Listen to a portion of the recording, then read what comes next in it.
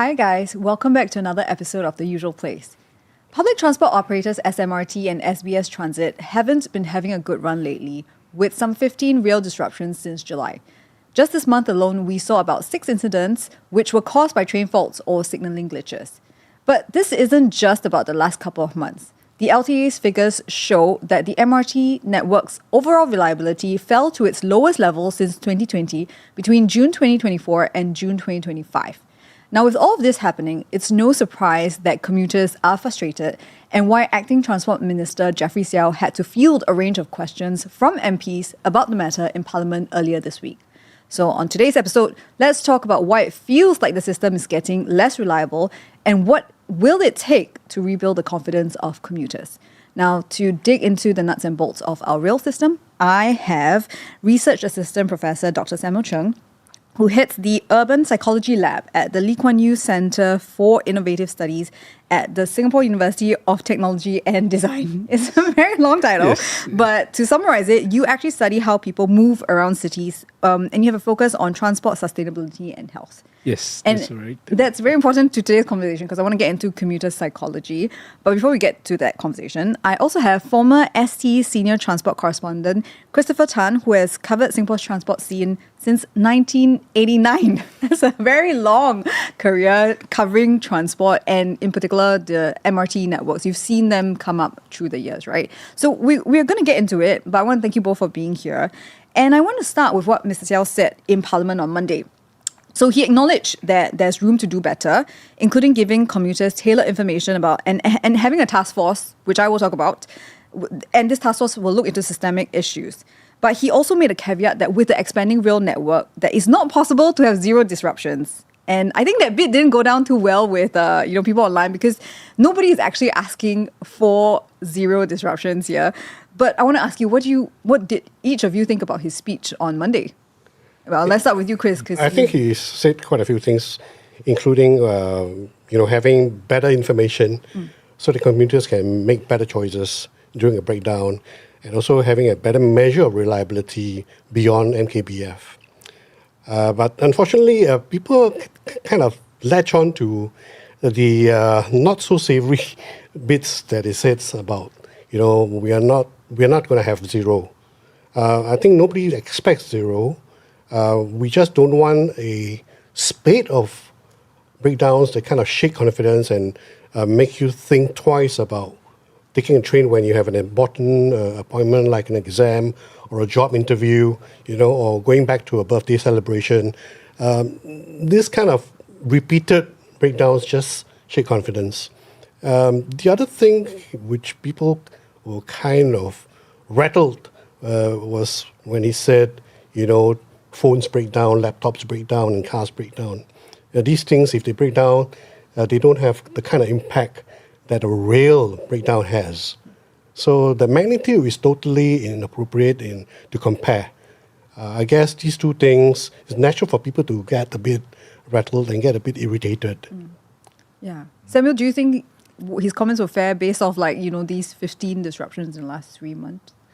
I think what's interesting is he tried to explain factually, right, what happened, right, and the disruptions and whether or not it's even realistic to expect zero disruptions, right? As Chris was pointing out, I think we can expect with any mechanical or any machines, there's bound to be failures, right? But how we react to it, how we bounce back, how on the ground, when there's a train disruption, how do you then inform the public, direct the public, and then give them alternatives, right? So that they can very quickly resume their everyday lives as much as possible in a short time. I think that's key. And I think in other parts of his speech, he also said that LTA will release more information to let commuters understand better, including like comparison how Singapore is doing, benchmarking it with other comparable systems, as well as sharing more of this operational data with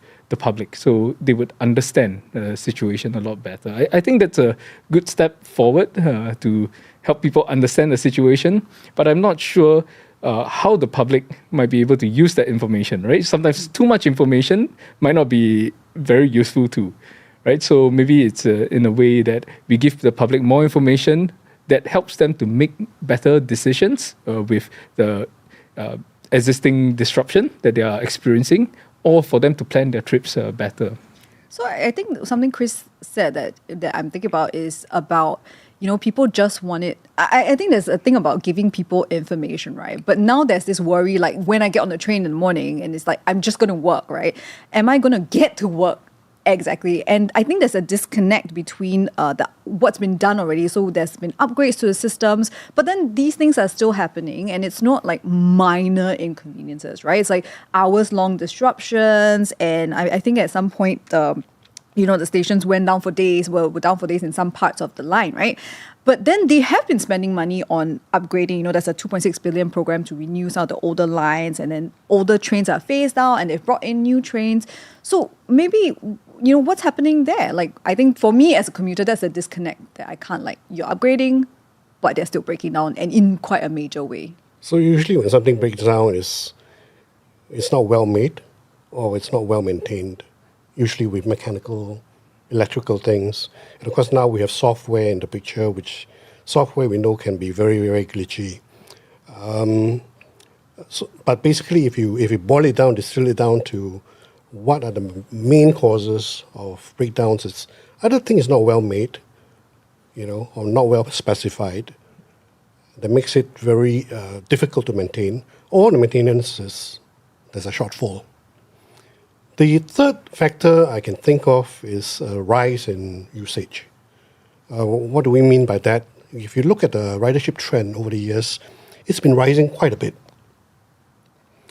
And if you compare to the time when we had the seminal 2011 breakdown that saw the COI that pointed fingers at all the parties involved, that also was preceded by a sudden surge in ridership because of immigration, because of the human population growth, basically. And now, if you trace it back in the last 10 years, from now to, say, 2011, there's been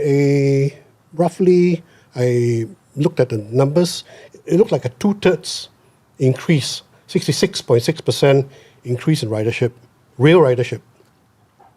And the rail network, in comparison, has expanded by about 50%. Right?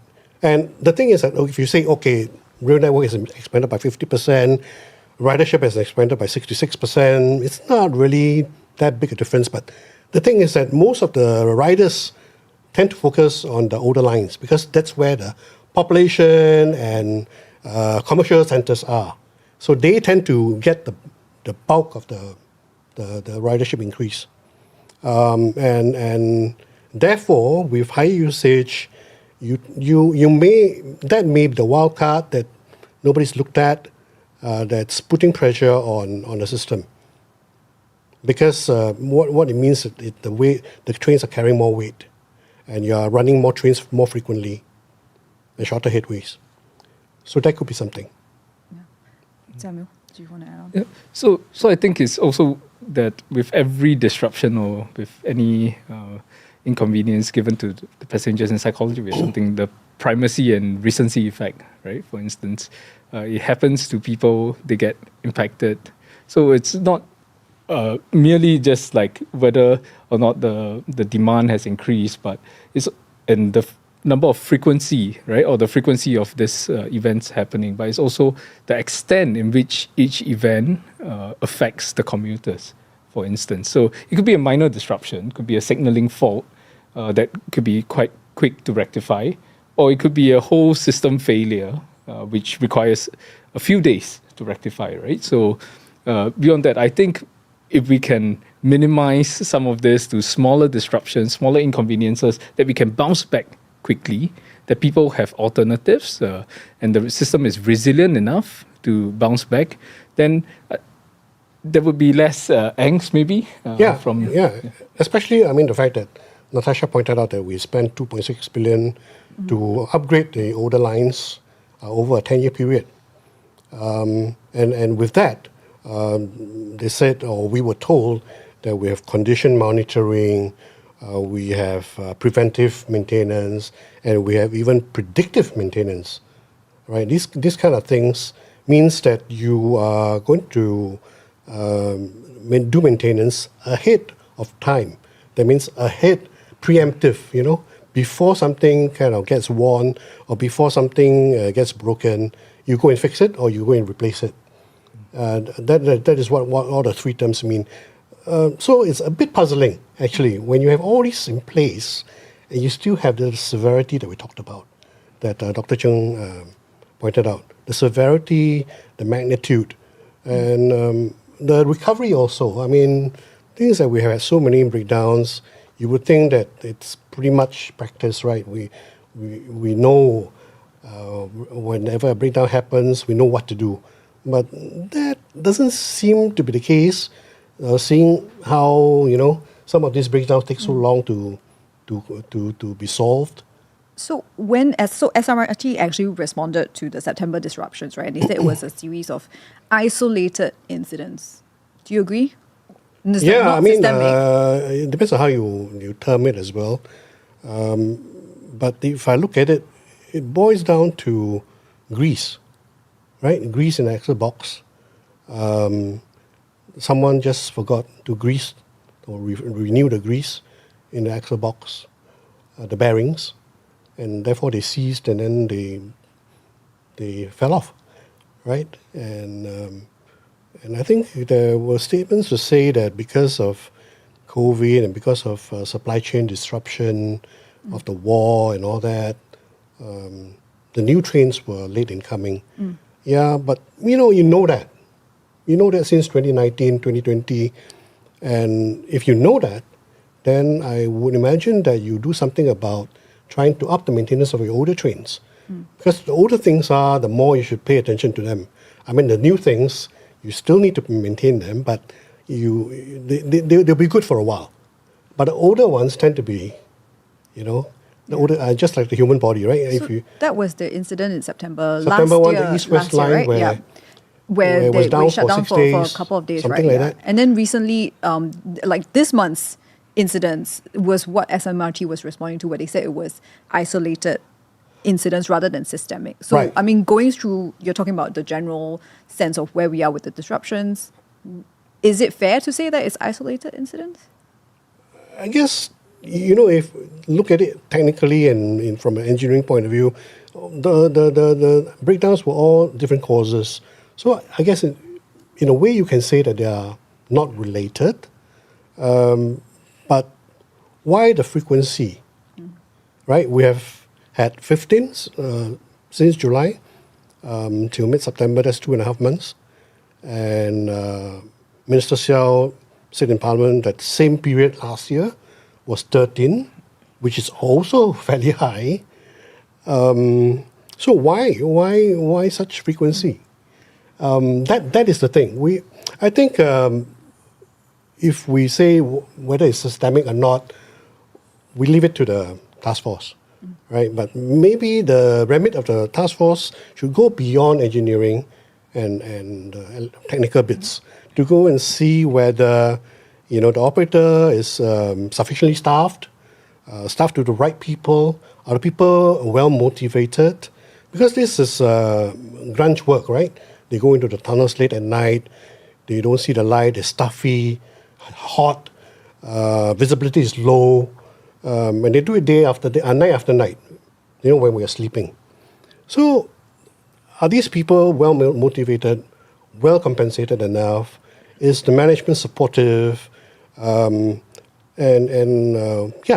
people are well paid to take on such things, and when things go right, are they rewarded? Are they having the kind of motivation, encouragement?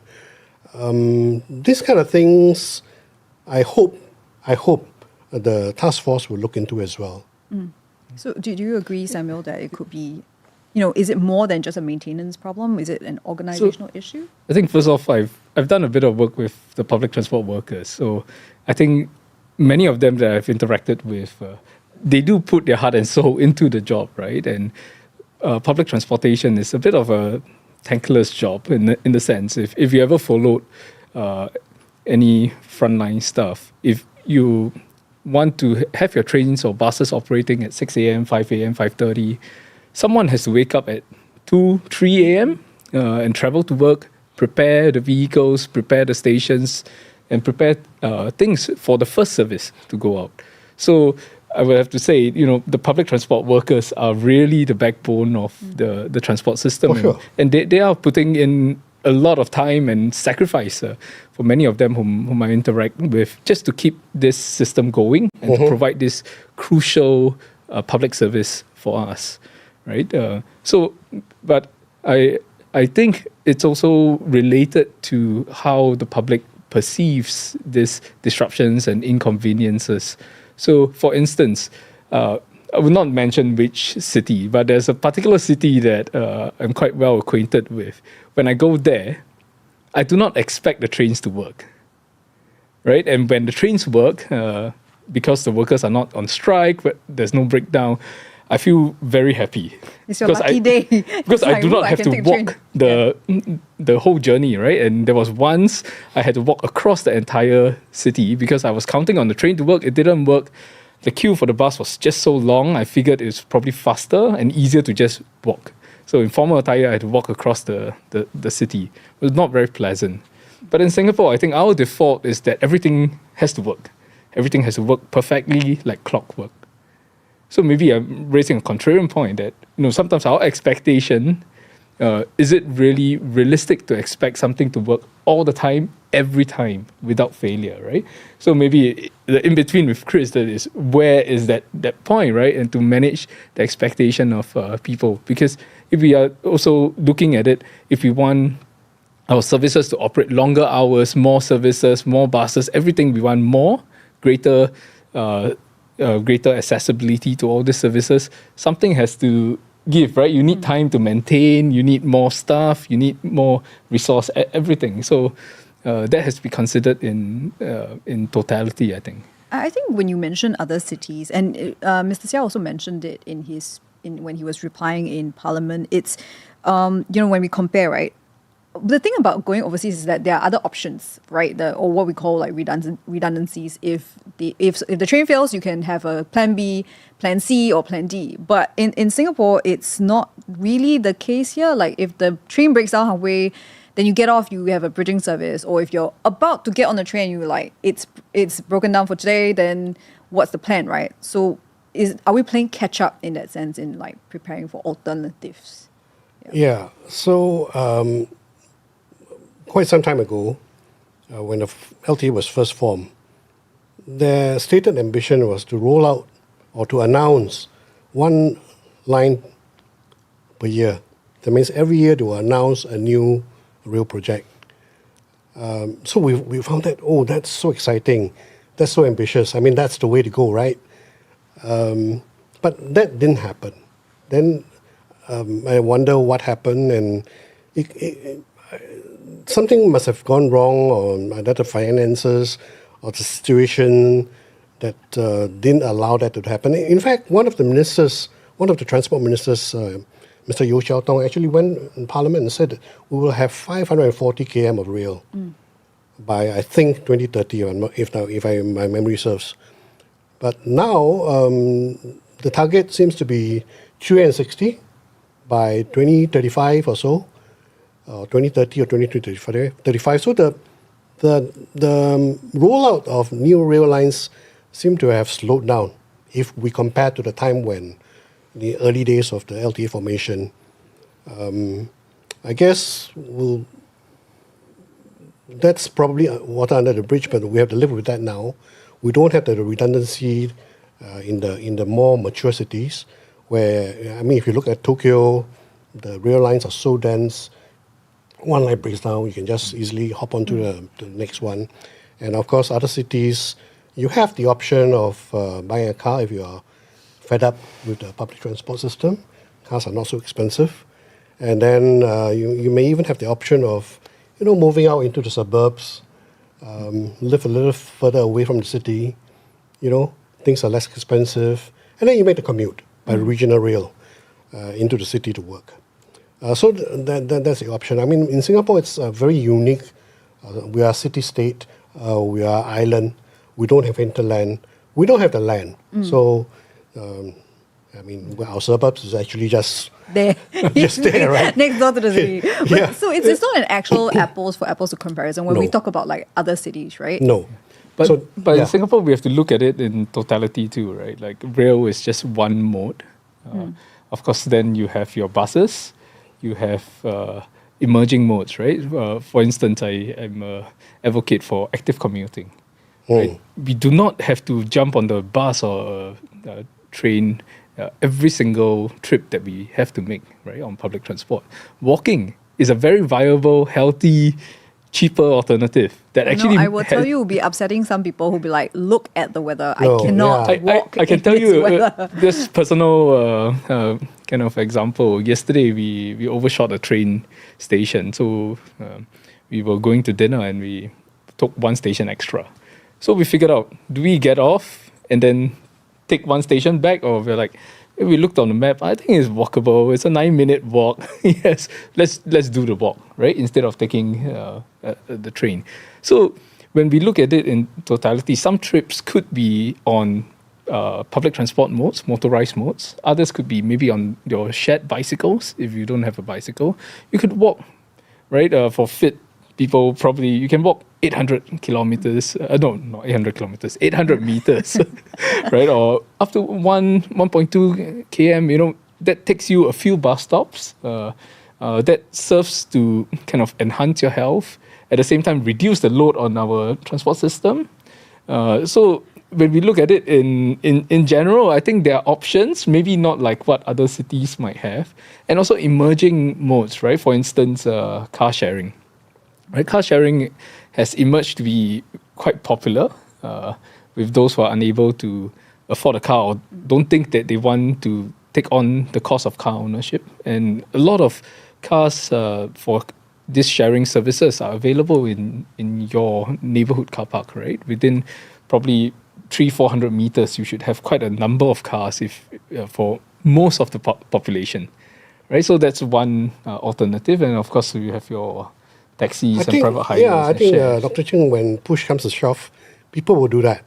But do we want people to do that?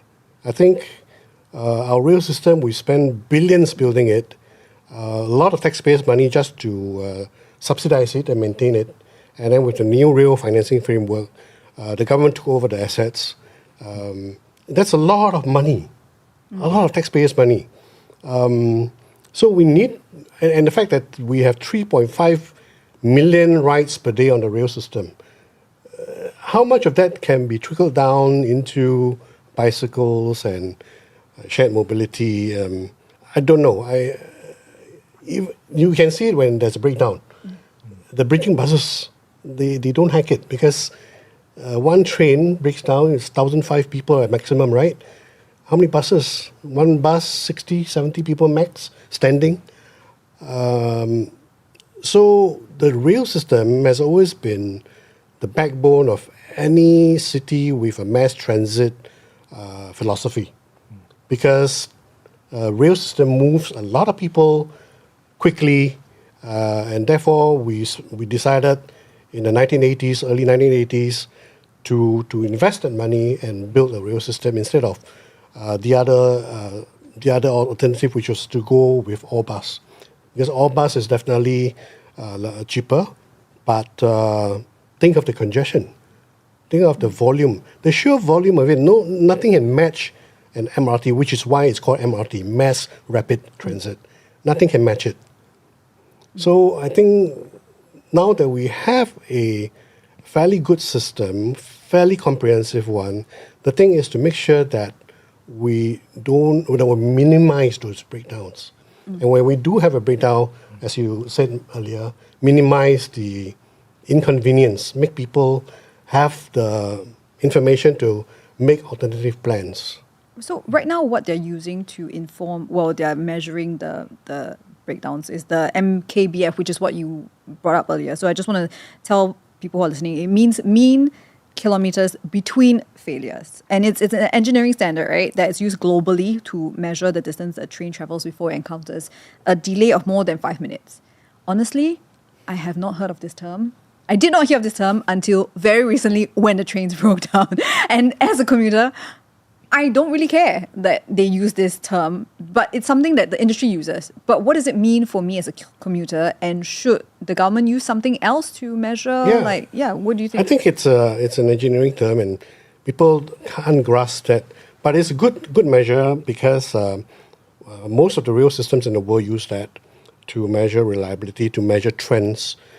So you can see if, let's say, the numbers are increasing, you know something is wrong, and you need to go in and fix it. But MKBF doesn't tell you the severity of each breakdown. If a line breaks down for 5 minutes, or if a line breaks down for 5 days, it's still counted as one. Right? The severity is not factored into it. So you're right. And Minister Siow has actually said that they want to come up with a better measure of reliability, and I look forward to that. And any measure has to take into account the number of hours that each commuter actually had to forgo. Yeah. Actually it's forgone time, right? Yeah, it's wasted time. It's wasted time spent on the train trying to get off, and then trying to figure out how to get to your destination, or and what they would have that information because we all, 99.9% of us, use the card. And the card captures all that information.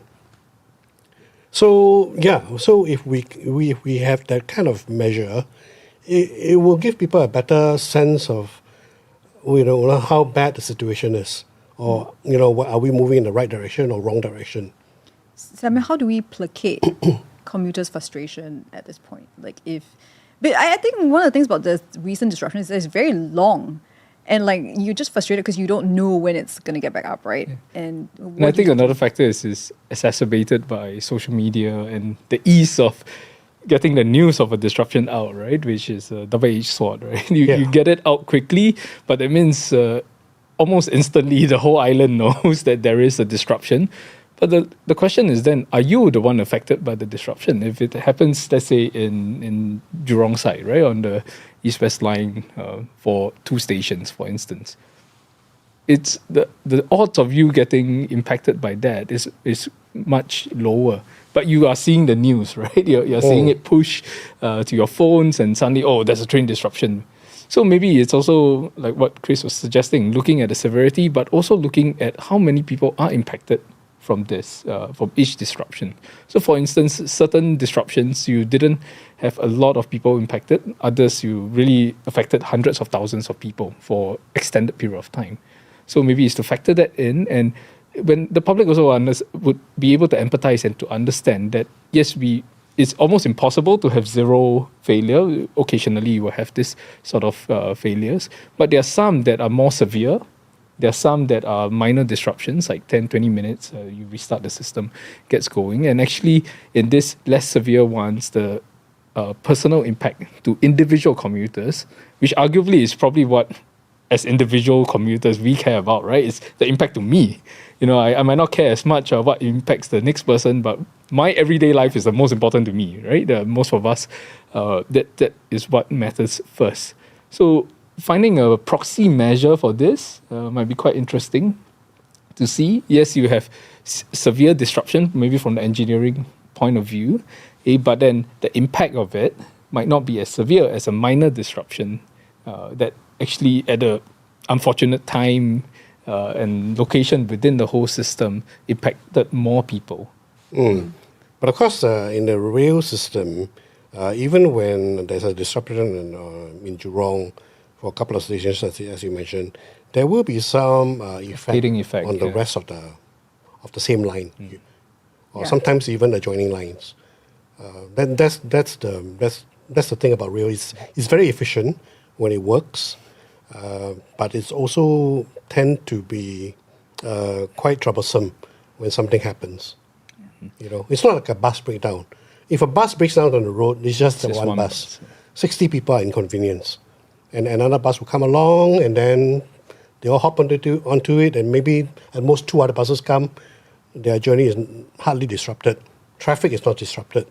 But the rail system, when something goes wrong, it usually affects the entire line. There'll be a slowdown. You know, that's the thing about rail. Yeah, it's a knock-on effect. Yes. Yeah. So now the game plan, or one of the things that comes next is that they will look at, there's a task force. And actually I want to say, why is there a task force for everything? But, I think task force is the word of 2025. But okay, so they're going to have this task force which will look, kind of like do an audit, right? Technical audit of the maintenance and operations of systems, and then how to strengthen the signaling systems, and review training for staff, among other things, right? I mean, as a commuter and as a reader reading this, right, I'm like, isn't this part of the day-to-day? Why do they need a task force for this? Exactly. But I don't know, what's your take? Like, how efficient will this task force be actually? Yeah, I mean, especially when it's manned by the same people who regulate and operate the system, right? Who actually build, regulate, and operate the system. But I think that there is also some outsiders who are coming, independent experts, if I remember. And that's key, actually. That's what they did with the East-West Line September breakdown. They brought in external experts, a panel of external experts, to actually look at their findings and see if their findings are on the mark or off the mark. If we have this task force supplemented by a panel of external experts, independent, I look forward to it. But if it's just a task force made up of the same people who build, regulate, and run the lines, like you said, I mean, shouldn't this be their daily responsibility? And I think in the past, I think there was a commentary written by Kok Yifeng, right? I mean, it seems like a old playbook, right? Yeah, he said it was a familiar playbook, which is... Yeah, because we've had so many task forces. So if this one is to be different, as I mentioned earlier, I hope the remit is also wider, to go beyond engineering, and also if there are external experts coming in to look at how the system is run, built, and planned. Yeah. Is this a way of the authorities kind of like signaling to the public that they are doing something to tackle the problem? Like, yeah, but if you just say the word task force, people will say, "Oh, again, another task force." What's new? I think if you use maybe a word like audit or investigation or something that tells people that we are going to get to the bottom of things, and we promise you things will get better. I think the public will want assurance that things will get better, is what Chris was saying, right? So I think clarity over what the task force will be focusing on, as well as maybe even looking at how in future the resilience in terms of the bounce back could be further improved beyond what is being done today, which is a lot already. I mean, on the grounds, there are heartwarming stories of how the transport workers have to work overtime and so on. But how much more can we support and create that capacity to bounce back much quicker? That should be also part of that. So it's part of this whole review of it. And I think what might be interesting is a question then, what does the public want out of it, right? In the sense, what would be reliable to you? What is your tolerance? What is your level of acceptance? Is it a 5-minute delay, 10-minute delay? What kind of information would you like to receive? Because as we were saying earlier, giving some statistics or too many statistics might not be useful for the general commuter also. So what would the commuters like to receive, right, that they find is useful? Sometimes it may not just be notifications of the breakdown, how many times, how many million kilometers it has been running, right? But they want something more meaningful that makes sense to them, right, as a non-technical person. So what are all of this? Probably it could be, all string together and come up with a game plan to assure the public that the public transport system will be robust and remains robust, right? Yeah. Is there anything they can do right now, like that will assure commuters that the system is reliable and, this is like just something that they have to look into? I mean, Chris, looking at your background of 40 years of covering this, has there been a response that you think is good? A response as in... Like right now they're trying to reassure. They're saying, "Oh, we've got a task force. We'll put out more numbers." But people may not maybe need more reassurance. Is there something that the government can do right now? Because the task force results will come out in a couple of months. Changing, maintenance will take a while more. So do you think there's anything else that they can do right now to reassure commuters? Or Samuel, from a psychological point of view? I think maybe your audience might not like it or agree with me, but for most of our journey, I would say like 99% of our time on public transport is smooth, it's reliable, it's affordable, it's comfortable, right? Something that we don't really appreciate enough is when you go underground, it's still connected to the outside world, right? In some cities, you go underground. The only thing that you can read is probably a book or a newspaper, right? There's no internet connection. So that is how far we have come and how comfortable and how well thought out the public transport system is already. And 99 or maybe even more percent of the time, it works. But we jump on the one, maybe 15 disruptions, right, that happen. So I think the public should also put it into perspective to understand on the broader scheme of things. Most of the time it functions, right? Yeah, I agree with you. I mean, we have a good system. To be fair, we have a good system. But the nature of rail, like I mentioned earlier, is that the incidence may be low, but the impact usually is very, very drastic. Very adverse. To put it bluntly, it's like an air crash, right? Most of the time we fly, nothing happens. But when something happens, the outcome is devastating, right? So we need to actually nail down why there has been a spate breakdowns.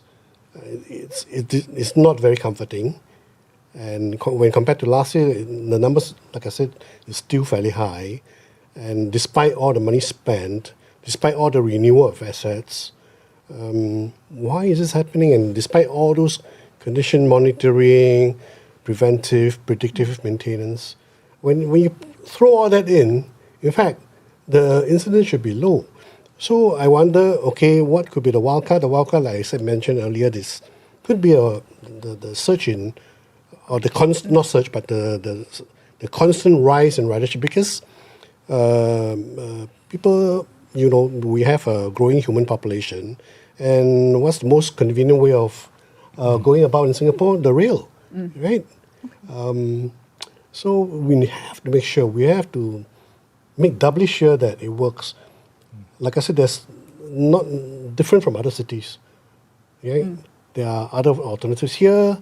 Car ownership is only about 1/3, of households. So the other 2/3 rely on public transport, and the most convenient and fastest way is to go by train. Okay. Yeah. So I want to round off this conversation by talking about Mr. Siow. Because Transport A is quite a difficult portfolio.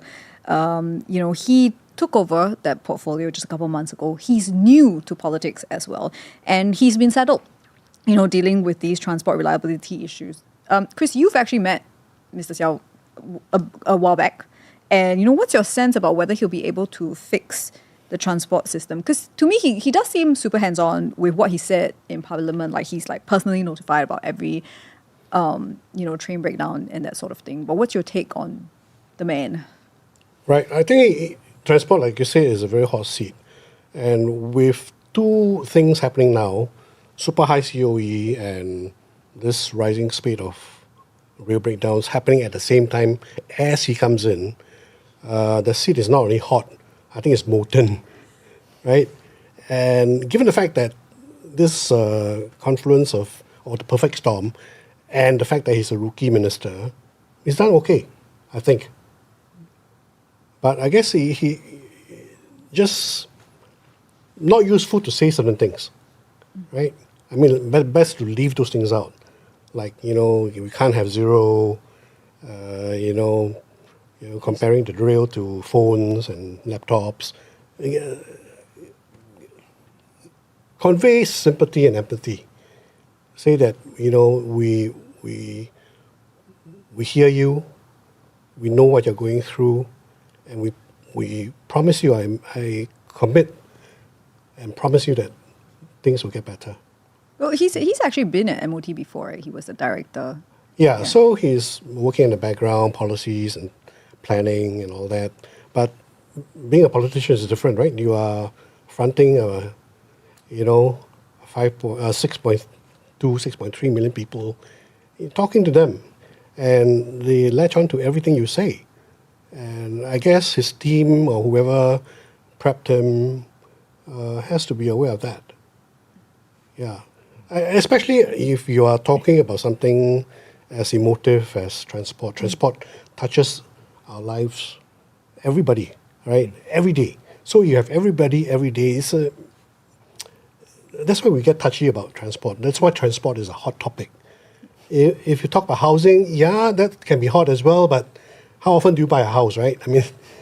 Well, you spend a lot of time paying it off. Right. Yes. Right. Yes. Right. Okay, Samuel, do you have thoughts on Mr. Siow and how he's addressing these? Yeah, I think he's hit the ground running. And I was reminded by my wife a couple of days ago that, transport is not just about land transport, and more specifically, it's not just about the train breakdowns, right? So the remit is quite big. You have, air, sea, land, and there are different parts of land, right? Land is a huge piece, but there are many different things. So beyond what we have already discussed, I think what is interesting is we're seeing new initiatives come up. So for instance, I was sharing earlier that last weekend, the AVs were launched. And of course, it's another piece of the puzzle to bridge the first and last mile, especially in Pongo, they're using it as a test case first, as a test site. But bridging the first and last mile to connect people within the town, right? So this is an interesting development. I think maybe 2026, when it starts opening it up for the members of the public, you could all have a ride on it. But it enhances the resilience of the system, provides alternatives. Hopefully, the AV buses, the 2 routes that will be tested, that unlocks new opportunities. And I think that is exciting times. Yeah. So we should look at the bigger picture. And I mean, of course, train breakdowns affect everybody, but we'll also look at all these other things that he's launching as well. Yeah, I mean, 3.5 million rides a day, and it's only going to rise because we're planning more lines, reaching more areas of Singapore, with the Cross Island line coming up, Jurong Region line coming up. The number is just going to go up. So we need to keep an eye on that. I think another thing Mr. Siow mentioned was that, the rail network has grown by a certain percent, but the number of breakdowns hasn't gone up by the same quantum. Made some sense when you hear it The first math time. is mathing, yes. Yeah, the math works out. But of course, the new lines don't tend to break down